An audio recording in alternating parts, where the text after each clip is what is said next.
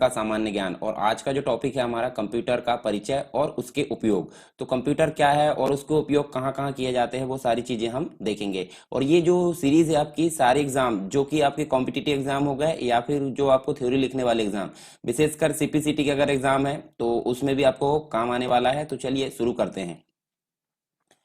सबसे पहले हम देखने वाले हैं कंप्यूटर के बारे में। तो कंप्यूटर हम नॉर्मली देख सकते हैं। देखिए जैसे आप कंप्यूटर देखते हो तो आपको इस प्रकार से एक स्क्रीन दिखाई देती है और उसके बाद एक सीपीयू दिखाई देता है। उसके बाद आपको कीबोर्ड और एक होता है माउस। ठीक है, तो ये चीजें आपको दिखाई देती है। तो देखिए कुछ चीजें होती है, जैसे आपको अगर कोई काम बोला जाए तो काम करने के लिए आपको क्या चाहिए, आपके पास में सबसे पहले इंस्ट्रक्शन चाहिए। मतलब आपको काम क्या करना है वो सारी चीजें आपको चाहिए। उसके बाद आप क्या करोगे, उसको सोचोगे विचारोगे और उसके बाद उसका आंसर दोगे। तो कितनी चीजें हो रही, एक तो पहले डाटा आपके पास में आया, मतलब जो काम करना है वो आपके पास में आया, फिर प्रोसेसिंग हुई और फिर आपने आउटपुट यानी कि आपने बताया उसका आंसर।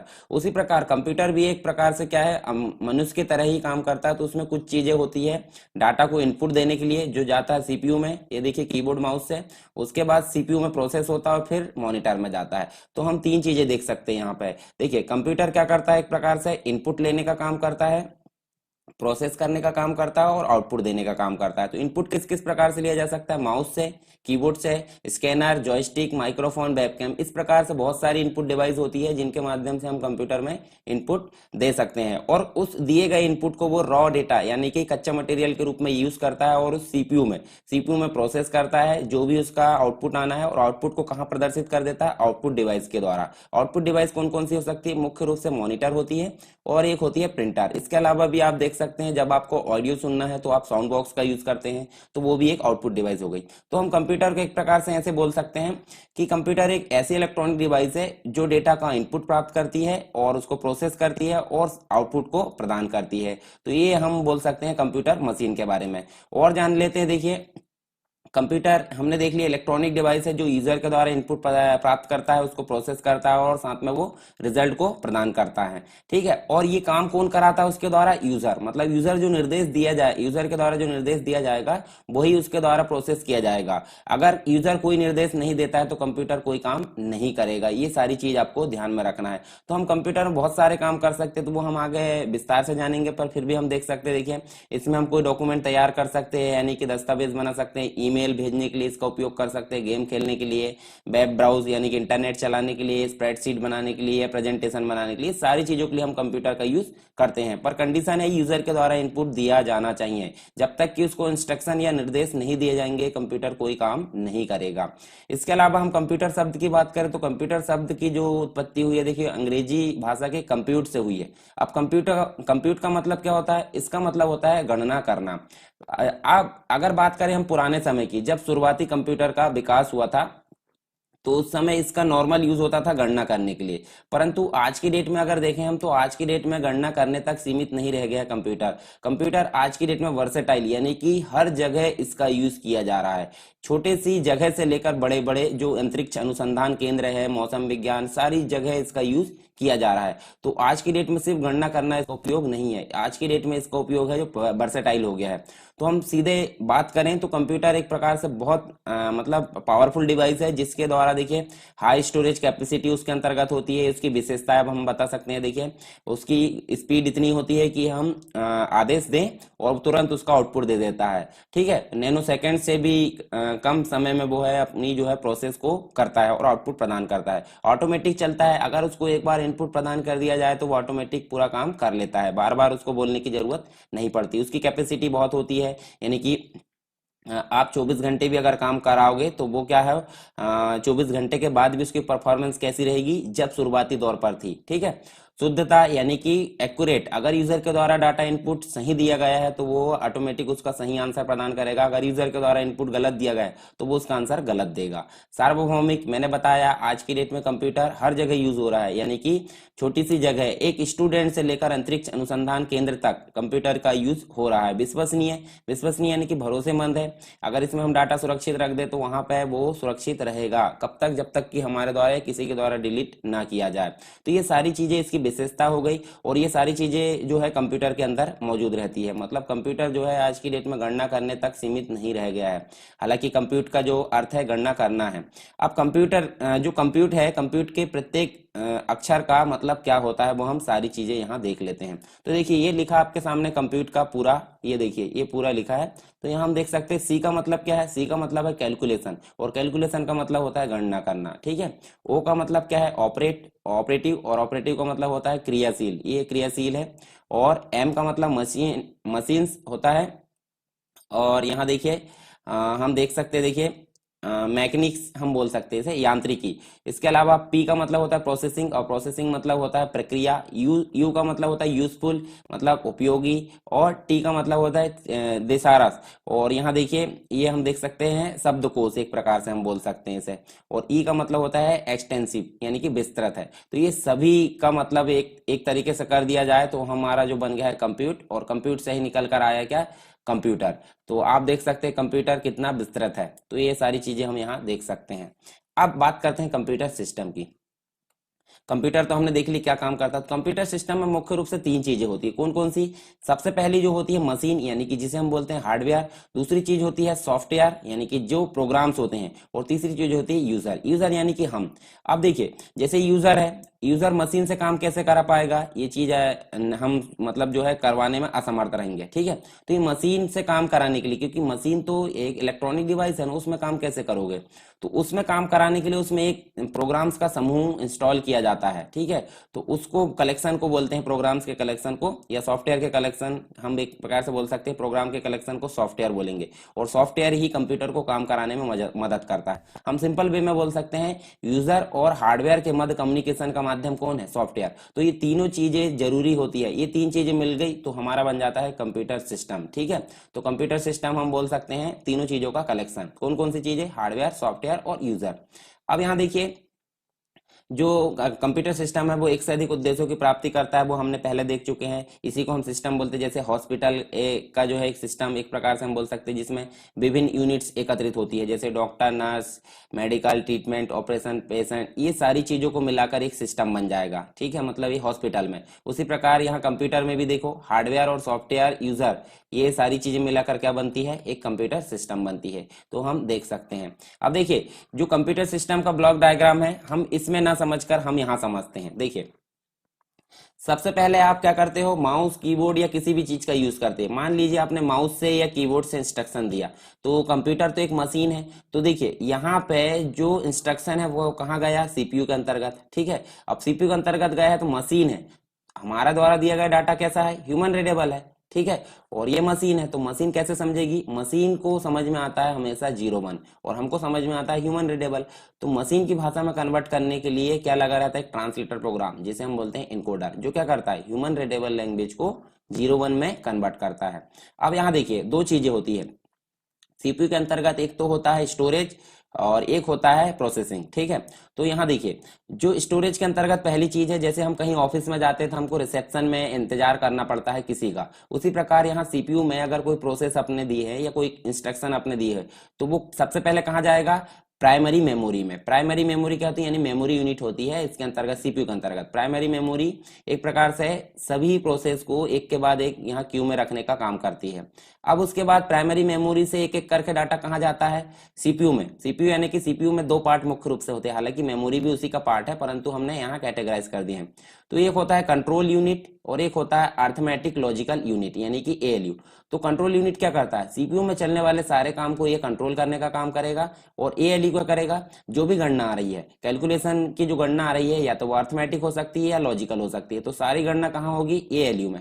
और इन सभी मिलाकर हम क्या बोल देते हैं, सीपीयू, यानी कि सेंट्रल प्रोसेसिंग यूनिट। ये सेंट्रल प्रोसेसिंग यूनिट एक बॉक्स देखते हैं आप सीपीयू में, उसी को हम बोलते हैं, मतलब जो कंप्यूटर है उसमें आप देखते हो तो उसको हम सीपीयू बोलते हैं। तो यहाँ देखिए रैम में सारी चीजें इकट्ठी है तो ये स्लो होगी, परंतु कैश एक प्रकार से क्या है, कैश भी एक मेमोरी है, ठीक है। मतलब एक अस्थायी प्रकार की मेमोरी है जो फास्ट है, कैसे, रैम की अपेक्षा काफी फास्ट है, क्योंकि यहाँ एक एक करके प्रोसेस कहाँ जाएगी, सीपीयू में मतलब सीपीयू के अंतर्गत सीयू में, कंट्रोल यूनिट में, वो यहाँ पे प्रदान करेगा, यहाँ से गणना होगी, फिर वापस आएगा।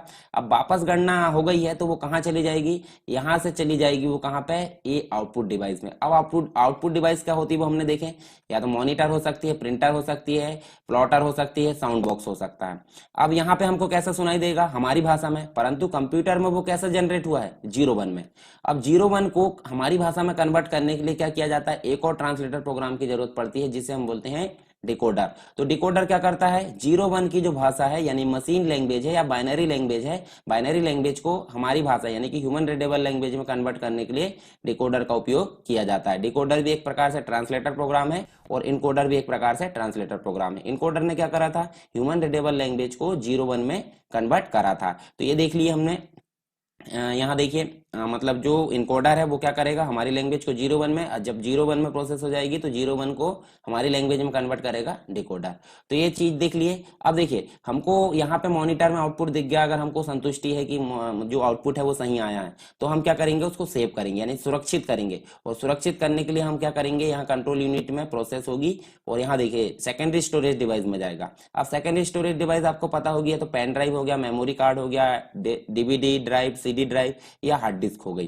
तो ये सारी चीजों में हम सेव कर लेंगे और ये जो है बाद में उसको उपयोग किया जा सकता है। अब देखिए कंप्यूटर हमने सिंपल देखे थे, इनपुट किया जाएगा, प्रोसेस होगा, प्रोसेस होने के बाद आउटपुट आएगा। अब आउटपुट के अनुसार ही फिर से इनपुट किया जा सकता है और प्रोसेस होने के बाद यहाँ से सेव भी किया जा सकता है यानी कि स्टोरेज डिवाइस के अंतर्गत। और यहाँ देखिए कैश मेमोरी भी हमने देखे, तो कैश मेमोरी देखिए जो मेन मेमोरी है यानी कि जो प्राइमरी मेमोरी है वो क्या करता है, ब्लॉक के फॉर्म में कहाँ ट्रांसफर करता है, कैश मेमोरी में, ब्लॉक के फॉर्म में। यानी कि जैसे कंप्लीट जो है एक प्रकार से, यहाँ देखिए भीड़ में लोग आएंगे, यहाँ पे एक से अधिक लोग आएंगे, ठीक है, और यहाँ पे क्या है एक एक आएंगे, तो एक एक वाला ज्यादा फास्ट होगा एक भीड़ वाला।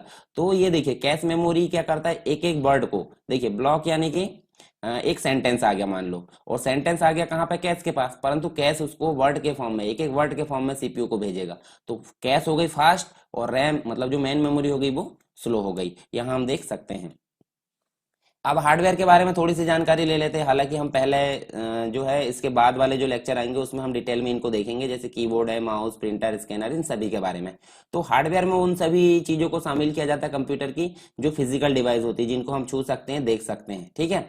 परंतु जो सॉफ्टवेयर होता है इसके विपरीत होता है, तो वो हम पहले हार्डवेयर को देख लेते हैं फिर सॉफ्टवेयर को देखेंगे। हार्डवेयर में मुख्य रूप से कीबोर्ड आता है, माउस आता है, प्रिंटर आता है, स्कैनर आता है, मॉनिटर, सीपीयू और अदर चीजें भी आती हैं। तो इस प्रकार की चीजों को हम क्या बोलेंगे, हार्डवेयर, यानी कि मशीन, जो जितनी भी चीजें मशीन होती है हमारी वो कहलाएगी हार्डवेयर। अब सॉफ्टवेयर की अगर बात करूं मैं, तो सॉफ्टवेयर प्रोग्राम्स का कलेक्शन होता है जो हार्डवेयर मतलब हार्डवेयर और यूजर के मध्य क्या करते हैं, कम्युनिकेशन करते हैं, उनको हम क्या बोलते हैं, सॉफ्टवेयर बोलते हैं। तो सॉफ्टवेयर में क्या क्या चीज आती है, MS Word, Excel, PowerPoint, यानी कि जिस ये सब जो है किसके पार्ट है, एक एमएस ऑफिस नाम का एक पैकेज है उसके पार्ट है, जो एमएस वर्ड है, एमएस एक्सेल और पावर पॉइंट है। उसके अलावा फोटोशॉप मतलब फोटो की एडिटिंग करना है तो हमको किसकी जरूरत पड़ती है, हमको जरूरत पड़ती है किसकी, एक प्रकार से ये जो है हमारे फोटोशॉप की जरूरत पड़ती है, ठीक है।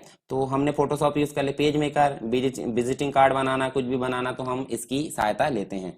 तो चलिए यहाँ हम देखते हैं नेक्स्ट जो है यूजर।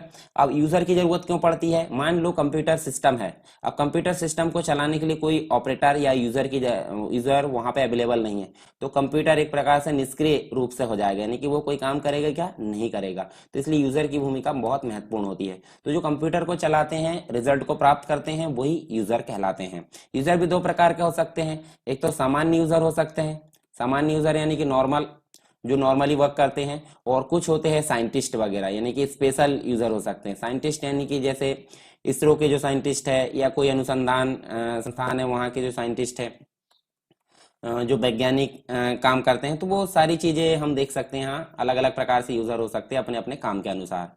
इसके अलावा हम अगर बात करें कंप्यूटर की, तो कंप्यूटर के जो उपयोग है, उपयोग यानी कि यूजेस, ठीक है।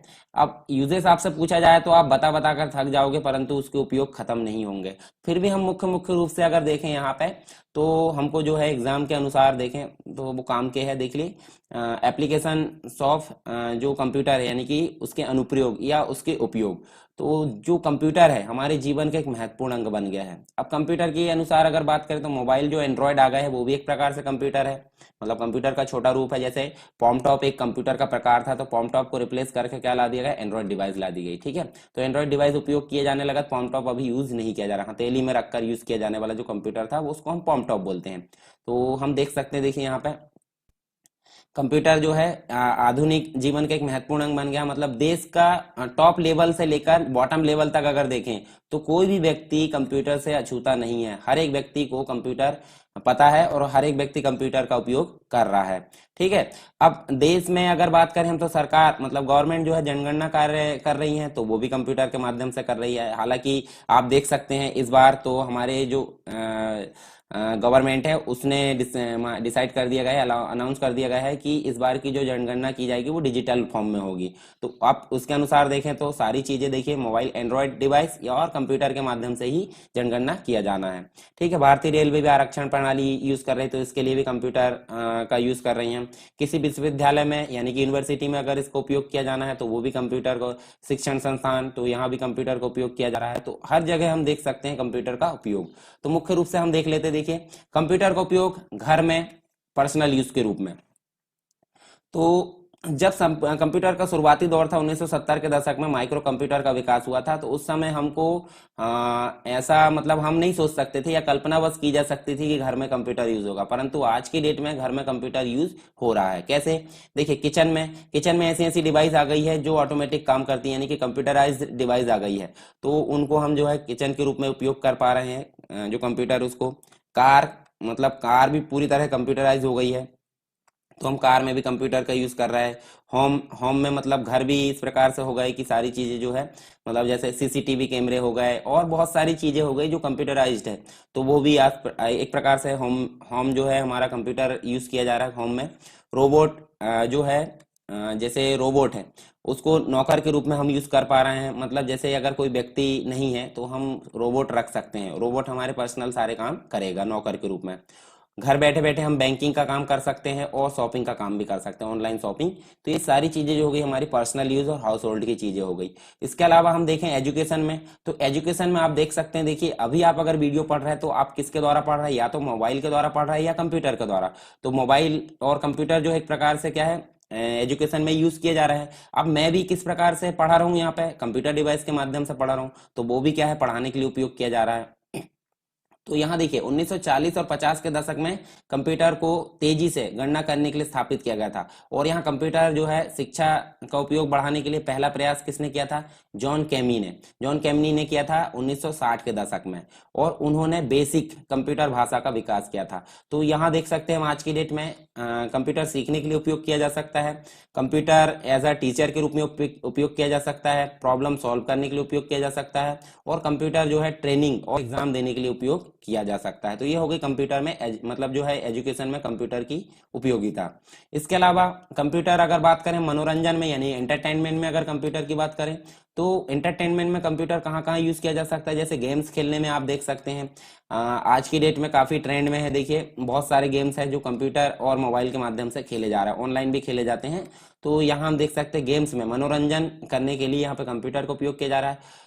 बहुत बड़ी मात्रा में मूवीज देखने के लिए इसका उपयोग किया जा सकता है। देखिए यूट्यूब एक प्रकार से बहुत बड़ा डेटाबेस है जहाँ पे हम किसी भी मूवी को सर्च करके देख सकते हैं, और यहीं पे हम किसी भी म्यूजिक या गाने को सर्च करके हम सुन सकते हैं। आर्ट यानी कि कलाकारी में हम इसका जो है कंप्यूटर का उपयोग कर रहे हैं। तो ये सारी चीजें हो गई मनोरंजन के तौर पर, मतलब प्रत्यक्ष और अप्रत्यक्ष तौर पर हम देखें तो कंप्यूटर जो है मनोरंजनकर्ता के रूप में साबित हुआ है। इसके अलावा साइंटिस्ट जो है साइंटिफिक रिसर्च करने के लिए भी कंप्यूटर का उपयोग किया जा रहा है, जैसे कि मौसम की भविष्यवाणी के लिए कंप्यूटर का उपयोग किया जा रहा है। मौसम की जो स्थितियां है उनका इनपुट प्राप्त करता है कंप्यूटर, और उनकी तुलना करके हमको बताता है कि मौसम आने वाले समय में कैसा रहेगा, वर्षा होगी, सूखा रहेगा, क्या बोलते तूफान आएगा, या फिर जो सुनामी आती है, चक्रवात आते हैं, वो सारी चीजों की गणना कौन करता है, कंप्यूटर के द्वारा किया जाता है। वेदरिंग फोरकास्टिंग जिसे हम बोलते हैं, मौसम भविष्यवाणी। इसके अलावा अंतरिक्ष यात्री भी जैसे कि इसरो में हम देख सकते हैं वो भी कंप्यूटर का उपयोग करते हैं। जो अनुसंधान संबंधी जो गणना, मिसाइल प्रक्षेपण करना है, तो ये सारी चीजें किसके द्वारा की जाती है? कंप्यूटर के द्वारा। सिमुलेशन टेक्निक में भी कंप्यूटर का उपयोग किया जा रहा है। अब सिमुलेशन टेक्निक क्या होती है?